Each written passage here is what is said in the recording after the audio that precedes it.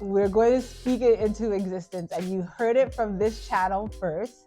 But the next thing is you are going to see Portia and I in the Elite 15. Hey everyone, welcome back to another video with the Dieterville Twins.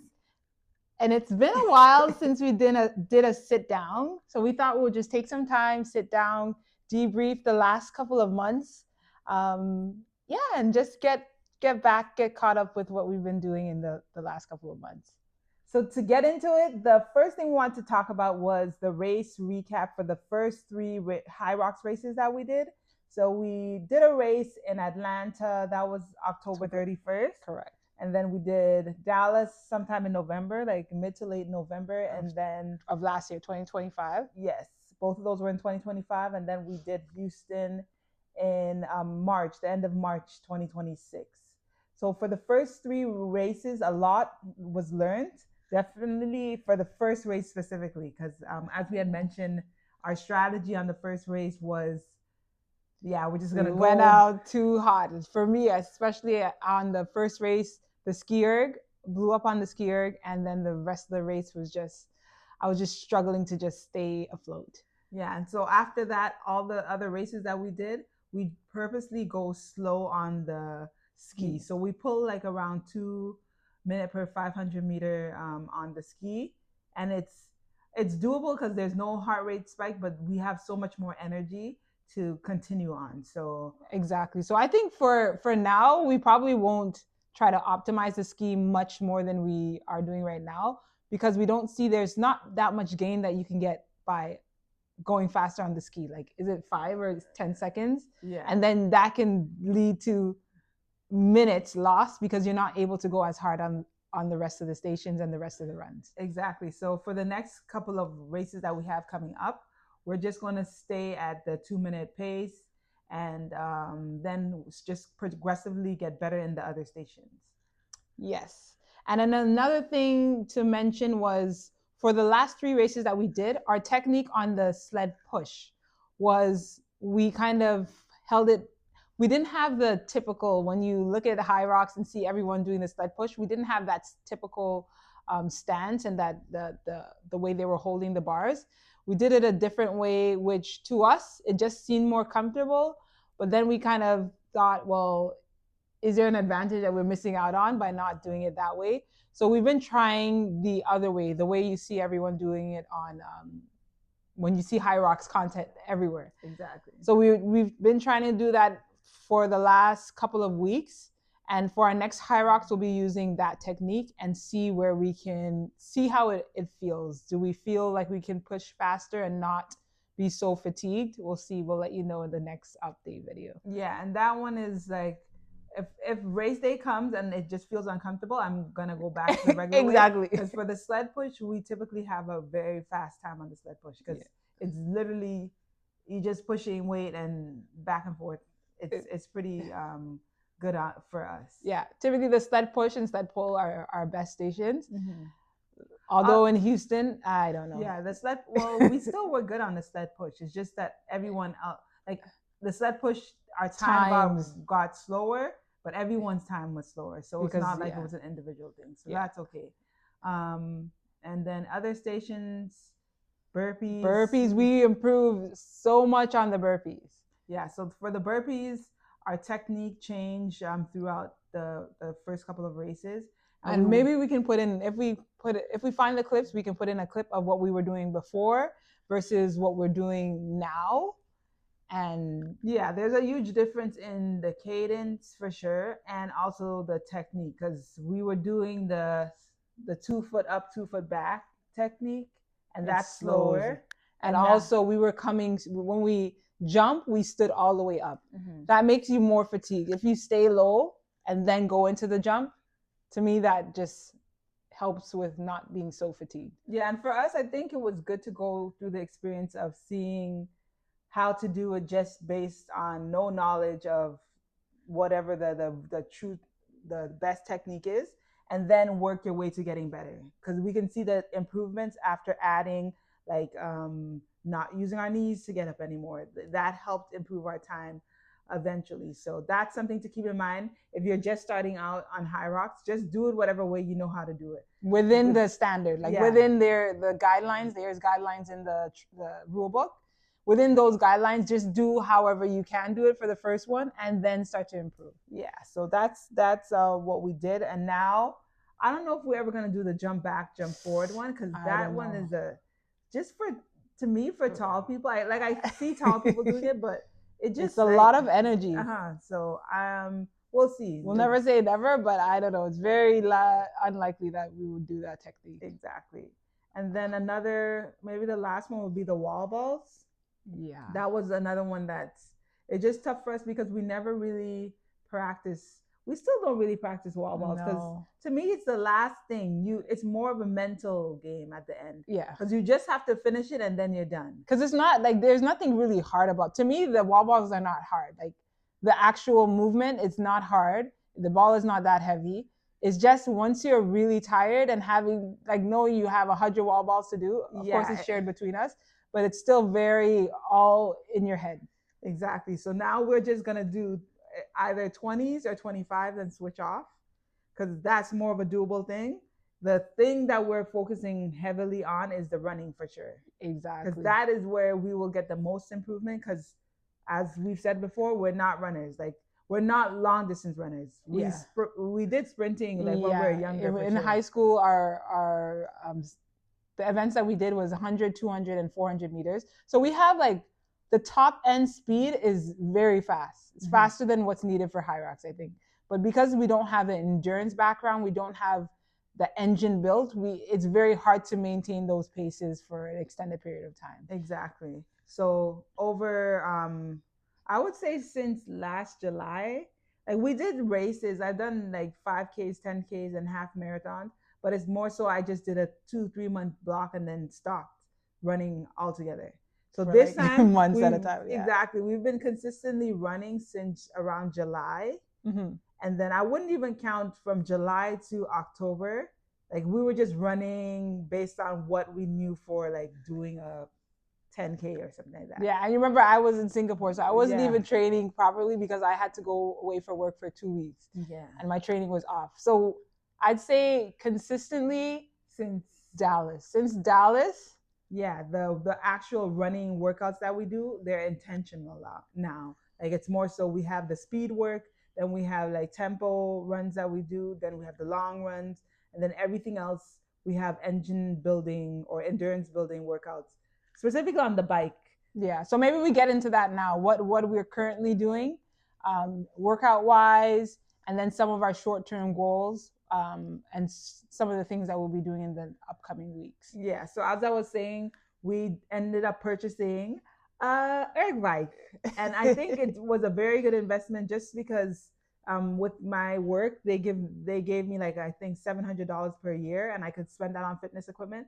And then I had some more funds somewhere else. So I'm okay, what is something that we can implement now that will give us the biggest bang for our buck in terms of the HYROX experience? And I thought the bike would have been the best thing. So now it's been amazing. Exactly. In terms of the mileage that we do, we've been able to reduce the mileage and use some of that zone 2 building just on the bike. So right now, you're doing it as well, right? We do during the week, we do 1.5 to 2 hours in the morning, twice a day during the week. Yeah, so I do it on Mondays and Wednesdays. She does it on Tuesdays and Thursdays, and that's in the morning because we only have one bike. And then the Friday or the Sunday is when one of us will either do another 2-hour session. So minimum, we're doing around 6 hours a week on the bike only. Yeah. And that usually gives you around 40 to 50K per session on the bike because it's zone 1, zone 2. Yeah. And to be honest, it's not, you don't feel super tired from it, but being able to maintain the lower heart rate for an extended period of time, there's so many benefits to it. And I feel it helps us on our faster interval sessions as well. Exactly. And then, so we have the bike there. We're looking into getting more threshold bike sessions. I think I did like 2 last week, and it was pretty good.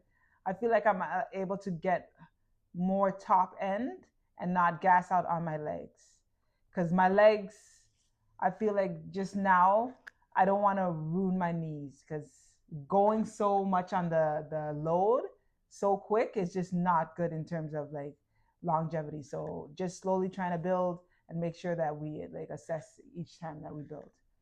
And then in addition to the bike erg that we do during the week, we also try to do 2 threshold days. So these will be on the track. So we're working with a running coach, and she provides us with workouts. Thank you again, Rita. Yes. So she provides us with workouts on the track, which have been very helpful. I remember there was a one session we were doing like a simulation on the track. So we were actually doing burpees on the track and then going into run. I feel like being able to run outdoors in a simulated environment, because the track is pretty much like it would be in a HYROX. Yeah. Has been very helpful to be like very aware of how fast you're going and how much ground you're actually covering. It's great to work on the treadmill if you have it available, but there's nothing that can compare and prepare you for just going out on the track. Exactly. And another thing I forgot to mention is after the Dallas race, something that we noticed was the pacing was so off. It's just very hard, not being like a runner yet, to understand what that pace is that you're trying to get. So say you have a target, I want to get a 4-minute per kilometer pace during the HYROX. I have no gauge of what that feels like, and that kind of provided us like a drop off in like understanding where we are during the race. So I know that Dallas race I ran way slower because I thought I was going too fast. So then I looked into some information on the internet, and people had something called the Stride Pod. So then I bought it, and I've been running with it since probably December, mid-December, and I really love it because even though the paces is off sometimes, the power that you get off of whatever runs that you do, it literally is very accurate in terms of where your timing is. So it's helped us in terms of the Houston race, right? The Houston race, I think our pacing was a little bit better, and we were able to cut down about 4 or 5 minutes on our run time. Exactly. That's the biggest. If right now, if you want to really improve your HYROX time, it's the running. Mm-hmm. This is really just a runner's race. Everybody says it. It really is just a runner's race. So the more you can improve on the running, the quicker your times will get. And of course, yes, the compromised running, that's important as well. But overall, increasing your running capacity, like just being able to run longer, and also your speed will reap benefits in HYROX in general. Yeah. So we just continue to focus on that. We do have like a 5K coming up this well, is it this week? Yeah, it'll be next weekend. Yeah. It's next weekend because it's next Sunday. So we will have a 5K. That's where we're gonna test again and see our how fast our 5K has gotten over the last couple of weeks. The last 5K I think I did was 20 minutes and like 30 something, 35, 36 seconds. The fastest it says on my watch, because the race time, well, the fastest it says on my watch is 20 minutes and 13 seconds. I think the race said 20 minutes and 40 something seconds. Mm-hmm. But we're looking to go sub 20 minutes, hopefully, for this next race. We've been testing, of course, we weren't testing the full out 5K in our training, but we've been testing 1K intervals and trying to increase the pace. So we feel pretty confident that we can get sub 20 minutes this next 5K. Yes. And we'll definitely, hopefully we'll have some content to share, and then we can give an update on the next race weekend. Yes. And then hopefully also we'll do some 10Ks later this year. Yeah. Because the 5K, in comparison to HYROX, it doesn't correlate as well because it's a shorter distance and you don't have the compromised running. So a lot of people suggest if you want to know your pace, look at the half marathon time or above 10, because they say 10K to half marathon. Yeah, 10K to half marathon time. So we'll be testing out a few 10Ks later in the year. I had a 10K earlier this year. It was about 43 minutes. Hopefully we can get into sub 40 minutes. And we say these things and everybody's like, okay, you're chasing time. To be honest, if you within yourself, you believe that you can do something, you just do it and see where it goes. Because like I'm even looking at my mile time. My mile time from last year, I think the fastest mile time I had was like a 7:30. I posted that on Instagram. And this year, the fastest mile time that I've gotten was a 6 minutes and 10 seconds. And that's with the running that we've done so far. So I know that we can improve to where we need to be. It's more so being consistent in the interim, because we need to make sure that we stay on top of the run and we don't regress. Yes. Yeah, exactly. So definitely remember with the Trinidad trip, I feel like that regression. But that one was mainly because we weren't working out during, because it's not like on vacation. Typically, I'm able to like work out on a pretty regular schedule. It's more of being mindful about doing that and don't fall off too much. Like if you miss one day, don't make it 2 days. If you're the type of person who wants to stick to your goals, exactly. And see these improvements. Yeah. So in addition to the 5K and 10K races that we have in the future, we also the HYROX season ends in like June, but there's still a couple of upcoming races. One of them, or we're looking to get into 2 of them. We didn't buy tickets in the initial drop. So right now we're like, oh my goodness. We're hoping that something opens up, which I think it will, because it always happens like that. Yeah, so we're looking to go to Ottawa. That will be middle of May, and then New York, one of the weekends that they're running HYROX in New York in June and end of May. So New York had a lot of tickets, and right now it's all sold out. I just think that they will open up some more. So we're hopeful for New York. Ottawa is the one that's coming very soon, and I haven't seen any more tickets. But we'll see. Hopefully this week we see something there. But those ones is just going to pretty much test where we are now. And then once New York is done, then we have like 2 or 3 months until that 2026, 2027 season starts. And our first race there will be for DC, because we got those tickets already. Yes, good. And just to plug here, if you're looking to get HYROX tickets as it becomes more popular and these lines getting in is so difficult, you should volunteer for a HYROX. Because when you volunteer, you already get the voucher to at least if you're in North America. Exactly, if you're in North America. I don't know how, I heard it's different in Europe, so I can't really speak to that. But in Canada and then in the US, I'm pretty sure in Mexico too, you get the race ticket. Exactly, you'll get a race ticket and you'll get early entry to the upcoming races. So we didn't have to wait in line. We got our early entry access code, and then we got the voucher. So we ended up getting the tickets, no hassle. I know, it was fairly quick. Like soon as it became available, it was probably 5 minutes and I got the ticket. Exactly. So save yourself the stress. And if you're going to do a HYROX, you're going to be there anyways. You might as well just volunteer the next day. People do the day before. I wouldn't recommend the day before, because we did that. Horrible. Was that when did we do that? Dallas. Yeah, horrible. Because we were so tired. It's like, oh my goodness. Don't do that. Don't do that. The day after would be perfect. Yeah, but it's always cool. You get to meet a whole bunch of people, and they all, for the most part, have done a HYROX before. So it's like-minded people, and it's a pretty cool experience. I like it. The next topic we wanted to discuss is recovery and what we do to keep ourselves mobile. Yeah. Is it mobile is the right word? I guess mobile, and making sure that we fend off any injuries, that we fatigue, things of that sort. Exactly. So was it Friday? Yes. So recently we had the opportunity to check out a recovery spot that's called Sweat House. Sweat House. It's in Houston, and it's a wonderful spot. So you have individual rooms where each room has a sauna, it has a vitamin C shower, and then it also has a cold plunge tub where it can fit 2 people.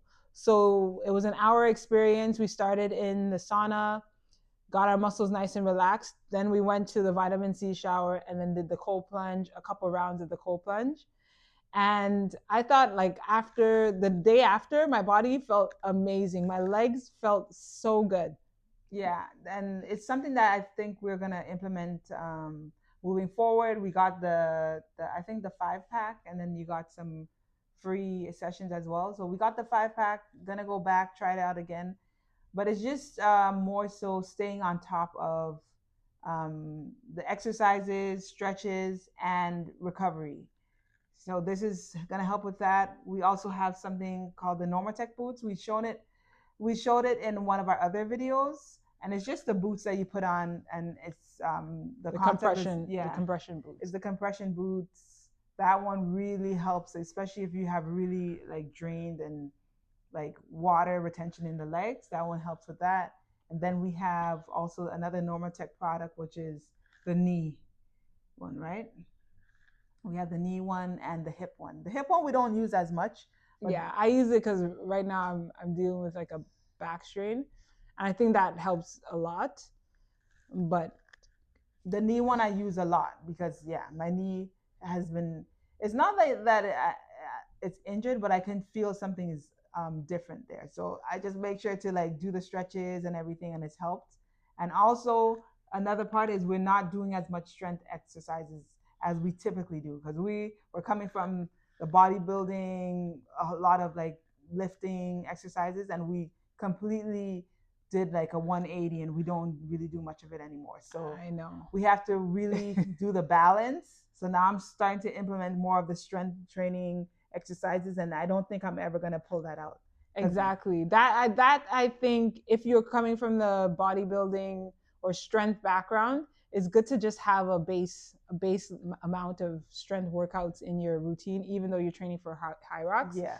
So after, if we get into New York, after that race, we're gonna go back to strength training. Yeah. Because there's no point in doing like HYROX specific workouts because our next race after that would be September. So we're gonna go into probably like a month or 6 weeks. Exactly, right? Of just strictly back to strength training. So lower body focused, upper body focused, those kind of splits that we typically ran in the past. And then we won't pick up the sleds again until like 4 weeks before the DC race because to me, I don't know. To me, the sleds, they just feel not very.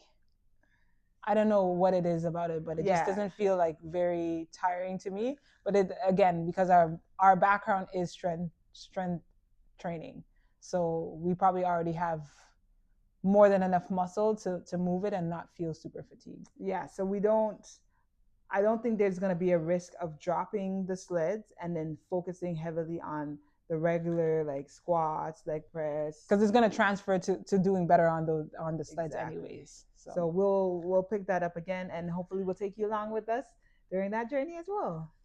Our last segment is going to be about our goals for the remainder of this HYROX season, and then looking forward to 2026-2027 season. So firstly, we, as we said before, we're going to try to get into Ottawa and New York. And the goal for those two is to get under 60 minutes total time. And we were close to that in Houston. Yes, our time was 1 hour and 3 minutes. Yeah. So now we have 3 minutes to cut off, which I think we can definitely do. Mm-hmm. I don't know if I mentioned it, but during the Houston race, at the end of the race, I wasn't feeling well. So that played into just not being able to compete, especially the last run. Exactly. The last run was very slow. Yeah. The lunges, very slow. Wall balls, we had back and forth. There were just so many little things that I'm like, man, if we just clean that up, we would have gotten the time. Yeah. But that's okay because we could always go to the next race and improve. Yeah, so that's what we're coming into the Ottawa race with, understanding supplements before the race and what we should be taking and then shouldn't be taking. Exactly. And then just going out there and giving it our best. So hopefully that sub 60 is within the next couple of weeks, we can get that.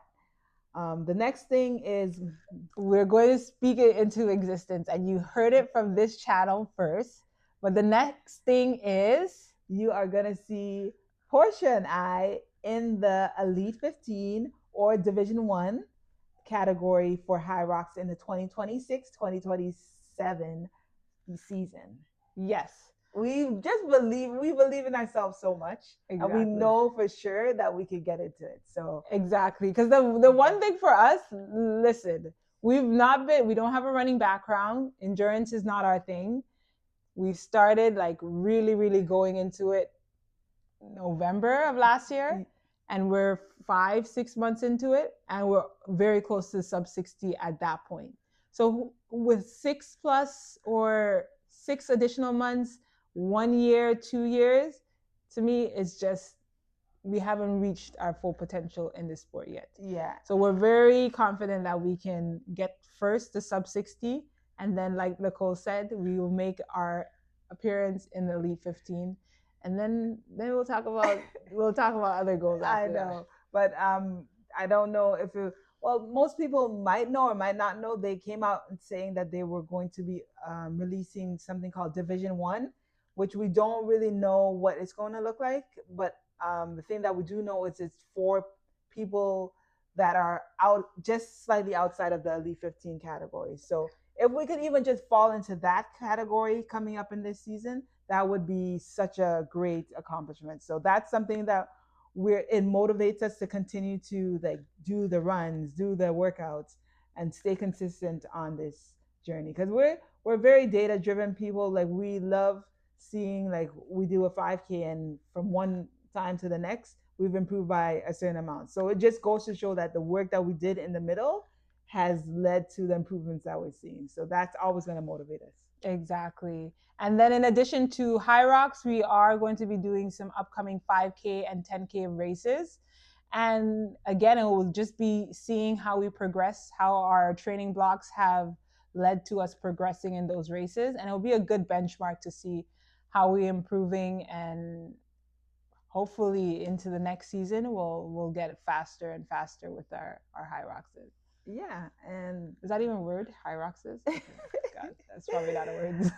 Yeah, but it's just been, I don't know. It's been cool that we stumbled on this HYROX thing, and it's just, being athletes who are like older in their time. Like, we're going to be 36 this year, and it's always, you always see sports and they always say start young. You see them coming in and they're 18, 19. And just to see HYROX and the amount of people that are in the elite that are around our age or even older, it's just very motivating. That's what I'm exactly. Saying. It goes to show that the age is, it has nothing to do with it. It's the people that are consistent and coming and showing up day in and day out, they will reap the rewards. So that's the hopeful thing. We're not looking at our age as a setback or anything. We know it's actually a benefit, because with our age means we've had the years to build the strength base. Mm-hmm. Of course, the endurance side we're lacking, but the strength base is there. And I feel like that's helping us minimize injuries too, with increasing our volume over this last couple of months. And then another thing that we bring with age is we've gone through a lot of bulking and cutting seasons, and we are in a process of a slow cut. So we can pretty much optimize making sure that we're cutting, but still having enough of the nutrients that we need to perform well in our workout. So that's been something that we've slowly done. Even from the Dallas race to the Houston race, we were able to drop 10 pounds. Portia was able to drop 10. I think I dropped 6 to 7 pounds during that time without feeling horrible on our workouts, because we fueled correctly. So that knowledge is just been very beneficial in this process as well. Exactly. I would say, and if you've been on this channel for a while, I would say even comparing that cut to like cuts that I've done for bodybuilding competition, I didn't even feel like I was cutting. Of course, I was doing a lot, like I was burning a lot of calories each day because with all the training sessions, but I still felt like relatively fueled, and I could see that the weight was going down. We looked much leaner. Even someone had said we looked much leaner going into the Houston race because we did that mini cut. Yeah. So we'll likely do another mini cut going, probably not these next 2 races because it's too close. Exactly. Yeah. So for Washington, D.C., we'll probably do another cut so we can come out leaner, because it's just, I don't know, like it's a touchy subject, because I see people saying stuff about, is it a certain look that people are trying to chase, or It's not really the look, because we just know how our body performs at the certain weight. I know that I can perform better if I was 5 to 10 pounds lighter. I know that it's not something about like, okay, the look, yeah, it's more of like, how do you feel? Could you confidently go out and perform at your best? And also, if you're running, to be, if nothing changed, your height doesn't change. The only thing that can change is the actual mass. To weigh less at the same height will give you an advantage because you're moving less mass forward. Yeah. So it's, to me, it's not an aesthetic thing. If we were worried about aesthetics, just do bodybuilding competition. I know. But this is not an aesthetic thing. This is strictly performance based. Exactly. Mm-hmm. So yeah, so we will be in the process of cutting come maybe June. I'd say June we'll start cutting again for around 3 months, and then back. And it's such a slight cut. Like, we're dropping from maintenance probably a couple hundred calories per day. 500, if even that. Exactly, calories per day over time. That's why not doing a cut for 4 weeks has to be pretty restrictive, and exactly. That's the performance on the workouts is gonna suffer. So just do it slowly, and then you should not be able to feel it much. Exactly. But that pretty much wraps up our check-in, update, life session that we had here today. Yes, I wanted to say thank you so much for everyone who has subscribed, our returning subscribers. Thank you so much also for continuing to watch, continuing to support. And we hope that you guys stick around for this upcoming season, hoping to post more and just share our journey with everyone. Yes, and if you guys have any video ideas, or if you have any questions, we typically respond with whatever information that we have. If you have any questions, feel free to leave them in the comments section below. But for now, we're signing out, and we'll see you in the next one. Bye.